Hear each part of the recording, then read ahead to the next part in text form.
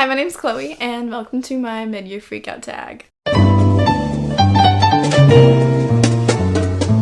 So I think you're actually supposed to get tagged by another booktuber, but I have 2 subscribers, and I don't know who they are. But shout out to my 2 subscribers, thank you! I'm just gonna go through the questions that I found on Google. The first question is, what's the best book you've read so far in 2023? Easily, I'm gonna say Sally Rooney's Beautiful World, Where Are You? This is my favorite Sally Rooney book. I've now read all of them. And this one, to me, the people were just more realistic and less annoying. I think that I find somebody really, really annoying in Conversation with Friends and in Normal People. And Normal People, they're both really annoying. But I still like the book a lot. Don't get me wrong, I still like Normal People, okay? Don't come hating on me. But I think that the characters in here are less annoying. And one of them is a blue-collar worker. He's not like a famous writer or anything like that. He's just normal.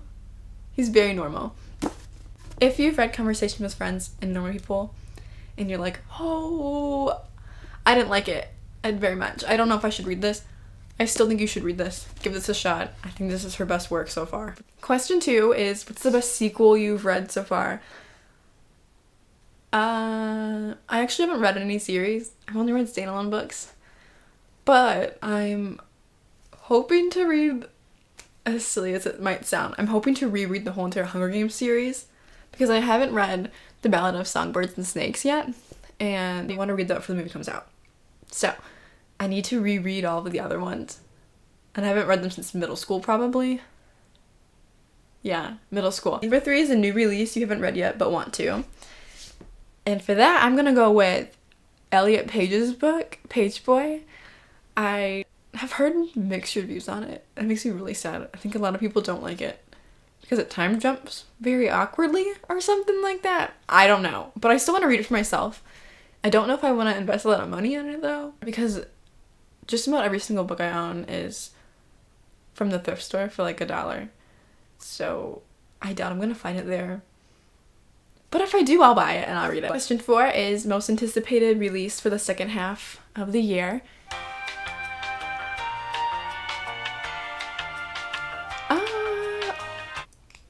There's nothing in particular that I'm really looking forward to. I want to read Rouge by Mona Awad, but I haven't read Bunny. So I don't know if I should actually say that, but that's the only one that I'm actually interested in that I know of right now. But if you know of anything coming out, let me know, and maybe I'll want to read that. Number 5 is Biggest Disappointment. Sadly, I have 2 big disappointments. First big disappointment of the year, The Virgin Suicides. I had such high expectations for this. I thought it was gonna be so good. I read it, and the only reason I finished it was because my friend was reading it at the same time, and we were doing a buddy read, so I felt like I had to. If it wasn't for that, I probably would have not finished it at all. I thought it was awful. I didn't like the writing. I thought it dragged on for way too long, what they're talking about, and I thought it was irrelevant. And the actual story itself, I was like, don't know about that one. Don't know about that one. So, this is probably like my least favorite book I've ever read. I just didn't like it. And then my other big disappointment, which is probably more disappointing in some ways, like I thought I would love it because I liked the movie. It's Call Me By Your Name.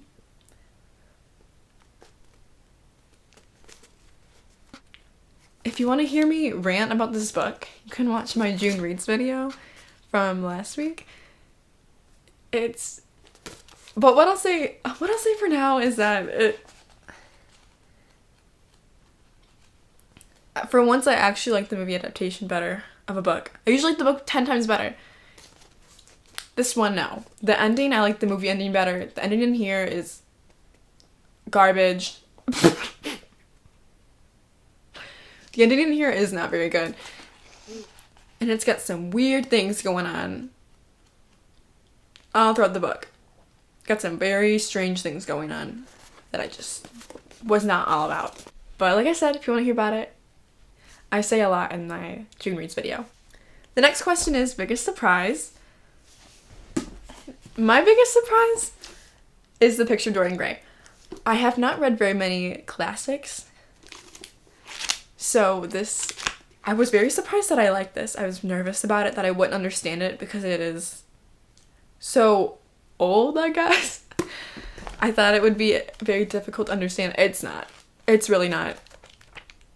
To me, it's one of the most comprehensible classics you can probably find. And it surprised me in such a good way. I didn't actually know what was going to happen, or I didn't know much about it at all, actually. I knew that some people said it was queer-coded, so I wanted to find out if it was for myself. I said yes. This book surprised me so much because something really crazy happens. I'm not going to say. Don't look it up. I swear you should go in blind. But it's so shocking. So the storyline was literally surprising, but also I was surprised by it because I didn't think I would like it that much, and I really did. 7 is new favorite author. I think I'm gonna go with Sally Rooney, but also I'm gonna throw this in there. I just finished Devotions by Mary Oliver. I don't think I need to say very much because look at look at all these tabs. I had lost all hope in poetry. Got a few poetry books from my thrift store. Those actually might be some of the biggest disappointments I've read. Some of the worst books I've read. But I donated them back, so I don't have any to show you. I just really didn't like them. And I thought, maybe I actually don't like poetry. This woman brought back the hope in me. I think she's a beautiful writer. She'll make you cry, she'll make you laugh, and she makes you appreciate the life around you and just living itself. So I highly recommend, and probably anything, but this was just like collections she put together. Like it has multiple of her works put in one. It's just like selected poems that she wrote, and she put it together before she died. So now I want to buy a bunch of the full collections that are featured in here, and I think I will be obsessed. But going backwards a bit, Sally Rooney. Also, Sally Rooney, because nobody writes a book like Sally Rooney to me. Nobody does. No one can do it like her. Enough said. Question 8 is newest fictional crush. I might have 2. I don't know. A lot of the books I read don't have good characters that are crushable on. A lot of books I read don't have characters that like that. I think I'm gonna have to go with Rhys. I think I'm gonna have to go with Rhys and the Vanishing Half. He's just so devoted and committing. I picture him to be so hot, so that's helpful. He's so sweet. I think he'd make a good partner in life. So for that reason, Rhys. Newest favorite character, again, maybe Rhys. But also I like Jude in this book a lot. And I like Felix in Beautiful World, Where Are You? I'm probably gonna get hated on for this, but honestly, Frances. I really like Frances. Controversial, but I actually like Frances. Number 10 is a book that made you cry. This one had me bawling. This is like the first book this year that made me cry. And I really started to get into reading this year. This is one of the first books that I read. And this made me actually want to read a lot more. It really bawled my eyes out. It made me realize that I could have an emotional connection to reading. And this book is so miraculous. If it wasn't a memoir, I would probably think it was too unrealistic. But this person's life is wild. It's miraculous. I don't have another word for it. It will make you cry. It will make you cry. I can't recommend it enough. Next, we have a book that makes you happy. And I feel like I'm gonna damage my credibility as a booktuber. I feel like I'm gonna damage my credibility, but honestly, this book. I know there's a lot of things that are wrong, I suppose, in it, but I was,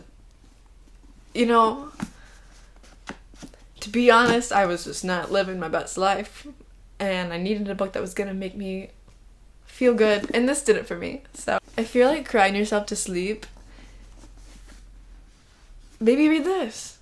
It genuinely made me smile, and I was very into it. I read it very quick, and I don't know what that says about me, because this book gives I'm 12 years old on my iPod, touch fourth generation, hiding under my sheets at night, reading Wattpad, a One Direction fanfiction. This is kind of what this gives. It's very unconventional, and I like that. Like, it's unconventional, I like that, but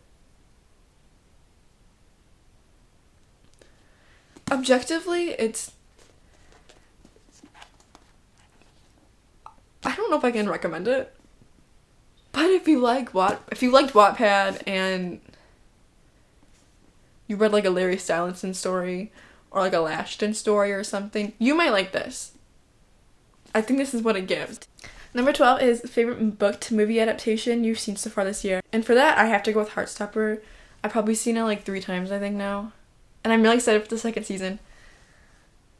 Although I haven't read the books.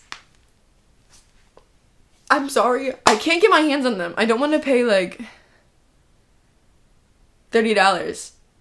Okay? But I'm thinking about it. I'm really thinking about it. I'm gonna read it one day. It's so good. It's so sweet. I'm gonna get my hands in the books, but I'm cheap, and they're not cheap, so I keep waiting to just buy them one day with, like, my bonus or something. I don't know. We'll see. 13 is most beautiful book you bought this year, and physically, this one, The Dutch House by Ann Patchett. It's just so, look, isn't this so beautiful? It's such a beautiful painting of Maeve, and the edges. Any book that has this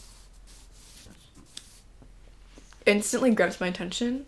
The uneven pages, I just love the way it looks. All around, it's a beautiful book. And it is a beautiful story, too. I believe I bought this at, I don't remember, my local thrift store, not Goodwill. I bought this for like $1.25, I think. That's pretty good, look. Because it's hardcovers, so maybe we paid 25 cents extra. But it was worth it. It was worth it. And last question is, what books do you really need to read by the end of the year? I have a whole bookshelf downstairs organized in a way that shows me what I wanted to read by the end of the year. I don't think I'm going to make it, but I'll show you what I'm wanting to read. This is my little pile I've composited. This is my optimistic August reads, actually, I think. But I don't think I can read that fast when I'm working full-time. Sometimes I'll come home and read, and I just fall asleep when I'm reading, and then I lose my page, and I don't know what happened. But here's some books I really want to read. So I want to read some classics, like Crime and Punishment, The Master and the Margarita, and Jane Eyre. And then I have a poetry book I want to read.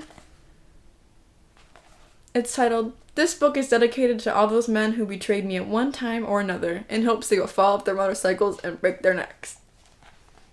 Doesn't that sound iconic? I need to read this. I have Commonwealth by Ann Patchett, again with the beautiful uneven pages. I need to read some Joan Didion. So I have The Year of Magical Thinking. I really want to read Donna Tartt, so I have The Little Friend, although I don't know if I should read this one first. I also have The Goldfinch, and I want to read The Secret History, but I haven't found that yet, so maybe The Little Friend is first. And because I want to cry myself to sleep at night, Beautiful Boy. Lastly, I have There There by Tommy Orange and Light in August by William Faulkner. And then also, courtesy of Sean McComb, honestly, I want to read the Three Body Problem trilogy. So I bought this on, I'm sorry to admit this, but I bought this on Amazon Prime Day. I'm sorry, it was a good deal. I don't feel that bad about it because I really want to read these, and we just had the alien UFO thing come out, so I think this is a good time to pick up Three Body Problem.